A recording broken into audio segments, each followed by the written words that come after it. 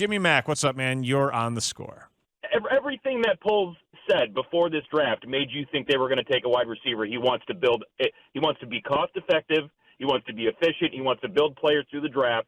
You just saw the free agent market go crazy. Guys like Christian Kirk are getting paid ridiculous amounts of money. This guy's signing $30 million deals, and you're in a draft that is the deepest wide receiver draft that I can remember. And you take one wide receiver that's like a borderline kick returner, and Velus might be great, but like that's your shot with 11 picks. No excuse. If there's like a 2-point difference on your big board, you have to take the wide receiver. You have to give Justin Fields weapons. And the people calling up saying that Josh Allen is your comp for like that, they're making Parkins' argument for him. If you go back and you look at the first 2 seasons of Josh Allen, people were calling him a bust. He threw like 13 touchdowns his first season. I think he threw like 20 his second, maybe like 7 or 8 more touchdowns. His third year, he went off. He like 37 touchdowns, 4,600 yards. What was the difference? They got him Stephon Diggs. They got him weapons to work with. So don't tell me that Josh Allen is the example of, yeah, they waited around for 2 years thinking the guy was a bust, and then they got him some weapons, and he took off. So if you take away Devontae Adams, go look at Rodgers. Does a real good wide receiver in the draft make them a playoff team this year? No. They're building it in a different way, man. Guess what's going to be really deep? You don't know that. You have do. No idea. I just watched it. No, you don't. Go look at the Bengals, Joe Burrow. They were Burrow good. They knew what they had in Joe Burrow already. And because they loaded up. No, they didn't. They didn't know. They didn't know until they got Jamar Chase. That's garbage. That's garbage. Look at Joe Burrow's stats as a rookie. Come on, Danny. Well, I think. Listen, I do think. I think you're right. I was with you all the way until the free agent thing, but Speaks, I don't think that defining it as they're a free agent receiver away from making the playoffs, it's not about the playoffs. It's about, is Justin Fields going to be given a fair shot this year? Yes, he will, because he'll be protected and he won't be running a Mickey Mouse offense. Can I respond to one thing, though? Yeah, no, please. Yeah. The incredibly deep wide receiver draft, you know when it was also deep? Last year. You know when it was also deep? The year before. You know when it's going to be deep again? Next year. That is 100% true. Okay, so that he's not taking that into account. Just because the wide receivers are there this year doesn't mean you scramble and go for need and overdraft. No, go ahead, build your team. You only got wideouts next year. Nick in Hawthorne Woods, you're on the score. Yeah, that first guy was a boob. He doesn't know what he's talking about. I am so fed up with the way Ryan Pace ran things. They constantly talked about how 3 of the 4 last drafts, the Bears didn't have a first-round pick. And you can see what crap they have left on the team. You can't expect this guy to come in and fix everything in 1 year with no first-round draft pick. And just because he didn't do anything flashy like Pace and hemorrhage the future to try to move up to a stress fracture, tibia, Kevin White. All right, well, that's not what I wanted him to do. No, but yes, you do. Yes, you do. You like it. You liked what Pace was doing. All in, baby. And then he was all in, and he sucked because he drafted Mitch Trubisky over proven quarterbacks. But I'm happy with this guy, just trying to stock the team with NFL-capable people. And let's see if Luke Getsy can do more with someone that's not Aaron Rodgers. I think that if Justin Fields is the guy, and I believe he is, then he's going to show way more flashes this year by not running for his life and just having average level wide receivers other than Allen Robinson, who was a ghost last year on a contract year. But hold on a second. Hold on. While on the franchise tag, was an absolute ghost. Yes. They fixed their offensive line? Because Jason Peters is gone and James Daniels is gone. Why is the offensive line better? It's because they'll have guys in better situations, because Juan Castillo was a garbage coach. Who? And because Ryan Pace couldn't evaluate offensive linemen to save his life. But who are these offensive linemen? Hopefully. They tried to sign Ryan Bates.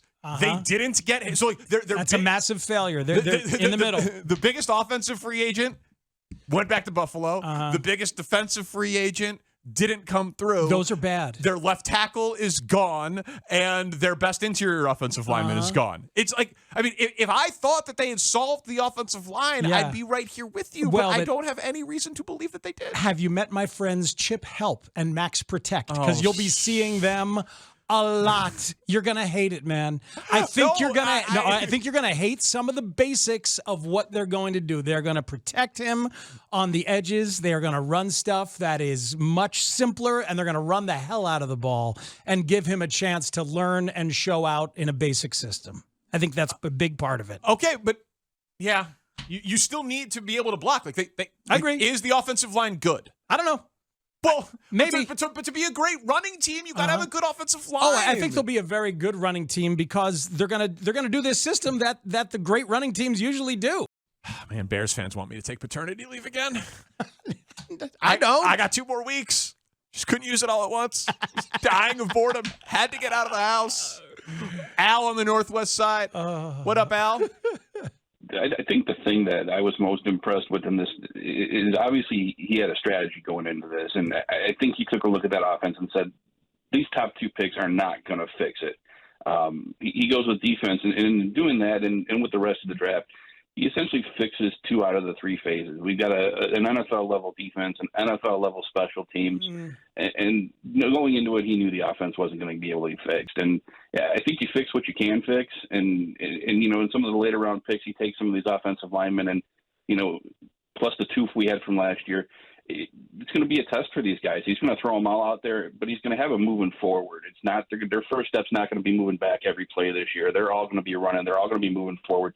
He's just going to see which one of them figures it out and which one of them works. And from an overall strategy, I think you have to appreciate that because it's not something that's they're not just looking to try to plug holes like Pace did. Pace was just always one player away. This guy gets it. There's too many holes on the offense to fix with two second round picks. It's just not how about trying to plug one of them? But then what do you have, though? Okay, so if you plug one hole on the offense and one hole on the defense, you still have a holy offense and a holy defense. But if you can fix the defense by taking those 2 picks, holy offense. And I'm not saying they're going to be. I'm not going to say they're not the 85 Bears here, right? But if they're an NFL level defense with the back end now, you've gone a long way towards building this team. Yeah, I listen. I hope you're right. I truly do, and I hope Brisker is great. And I hope the secondary is great. That would help tremendously for the Bears. It will help them be competitive in a year where the offense is going to be bad and they are not going to win. But I would. But competitive is sort of beside the point. It is, and so that I want the Bears to have a franchise quarterback. Yeah, and I want the franchise quarterback that I believe that they do have to have a fair chance to become as good as I believe he can be. And given what he has to work with this year, I look at that as borderline impossible. See, I understand. And here's where I understand where you're coming from. Because we've spent years slowly realizing and talking about, and then spent years together dissecting the value of a quarterback on a rookie contract. And if he's good, what it allows. We just saw it play out in the first round of the draft as teams with a quarterback on a rookie contract spent money on wide receivers, like the Eagles, right? Yeah. And teams that have veteran quarterbacks on big contracts, like Tennessee, trade away A.J. Brown and draft Traylon Burks. Packers get away of Devontae Adams. Yeah. Chiefs get away from Tyreek Hill. Yeah. So we're so used to seeing that play out, and we're so hyped up, and you specifically have been so hyped up to maximize the rookie contract. And the Bears are not fitting into that paradigm right now because they don't really know what they have in Justin Fields, and we have to acknowledge that there's some sense in not exactly knowing what you have in Justin Fields. And they realize how far away they are. I think it's a 2-year project to figure out where Justin Fields is. To your point, I don't think they draft a quarterback high next year, even if they go 0-17. As long as Fields looks good, I think they keep building the team. And that's as long as Fields looks good. Yeah, that's my whole point. I know. How do we know that he will be given enough?